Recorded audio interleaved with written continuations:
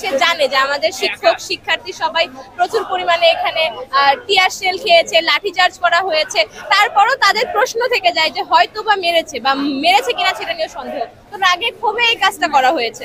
কিন্তু এই বোতল মারার পর সে কি করলো, এই মানে কত, এটা হাফ লিটারের হয়তো বা বোতল হবে, সেখানেও পানি ছিল কি ছিল না একদমই হয়তো বা কম ছিল, তার জন্য তার এখন সিটি স্ক্যান করাতে হচ্ছে, এমআরআই করাতে হচ্ছে। তো এটা আসলে কোনো মানে মজার থেকে কম কিছু না। মানে একটা দেশের মন্ত্রী বা উপদেষ্টা যে একটা লেভেলে থাকে, তারা আসলে পুরো এই লো আইকিউ নিয়ে কি করে আসলে মাস্টার মাইন্ড হয়, এটা আসলে একটা বিগ কোয়েশ্চেন।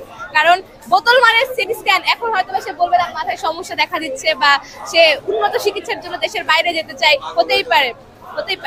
তার দরকার ছিল কাউন্সিলিং করে কিছু সিটি স্ক্যান। এটা আসলে এমনও হতে পারে এখন বোতল কাণ্ড, যে কাণ্ডে সে পাগল হয়ে যেতে পারে, বলা যায় না। নেক্সট বক্তব্যগুলো তার শুনে হয়তো আমাদের এমন মনে হতে পারে পাগলের প্রলাপ বকছে, তার কারণ হচ্ছে আমাদের বোতলে প্রচুর শক্তি, প্রচুর ধার।